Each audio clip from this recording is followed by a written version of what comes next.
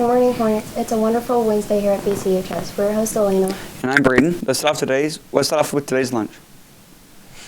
Today, you'll be enjoying French toast sticks, scrambled eggs, potato bites, fruit cocktail, juice blend, and of course, a cold milk. If you are eligible to leave the school for lunch, listen up. Principal Flayton joins us now to remind us of the correct lunch procedures.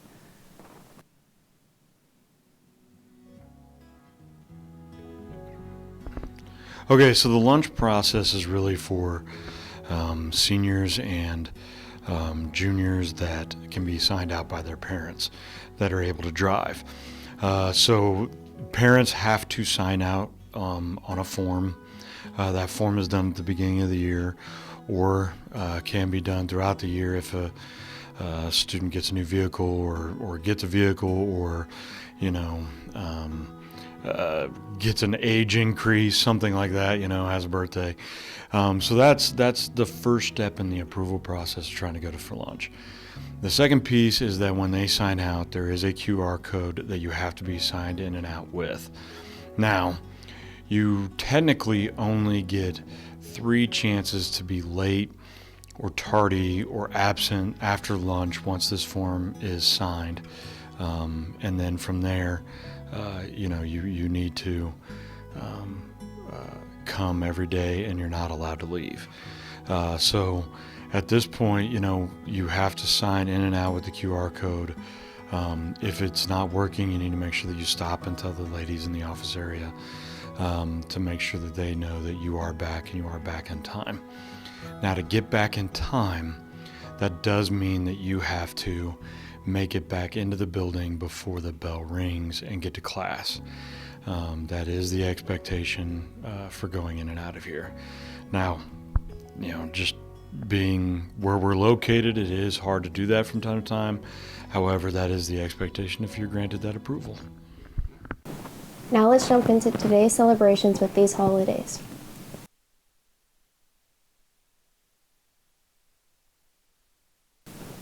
And now a rundown of your top 5 news stories. It's Quinn and Jasmine in the morning with your top 5 news stories. Number 1, Chiefs win Super Bowl 58. Number 2, PETA targeting Wichita Carousel Company to remove animals and replace them with other colorful creations. Number 3, Salina's Rolling Hills Zoo in the running for USA Today's 10 Best Zoos in America.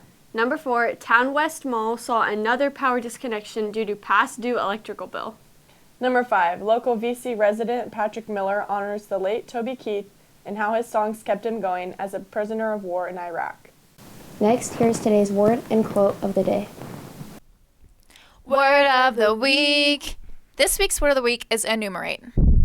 Mention a number of things one by one. None of us is as smart as all of us. Ken Blanchard. Take a look here, Hornets. We have a lot of activities coming up that you can get in on right here at the high school.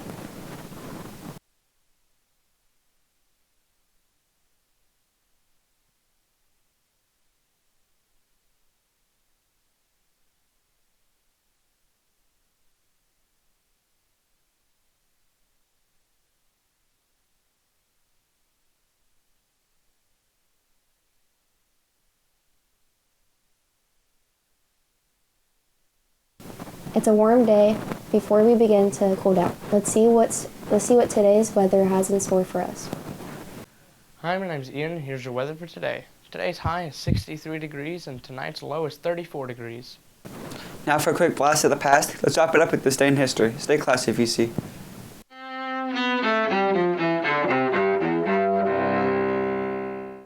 February 14th, 1929. The St. Valentine's Day Massacre takes place in Chicago. That's where 7 rivals of gangster Al Capone are gunned down in a garage during Prohibition. 1989.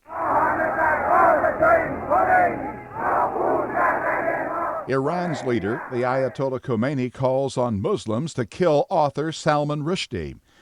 Khomeini declares Rushdi's novel, The Satanic Verses, as blasphemous toward Islam. 2002. The first and greatest crime was the aggression itself. Acting as his own lawyer, former Yugoslav President Slobodan Milosevic launches his defense against war crimes charges. Milosevic's case before an international tribunal in the Netherlands faces many delays because of his poor health. More than 4 years later, Milosevic dies in custody while still on trial. And 2003, Dolly the sheep, the first mammal cloned from an adult cell, is put to death at 6 years old. The sheep meets her end after premature aging and disease mar her short existence. Today in history, February 14th, Ross Simpson, The Associated Press.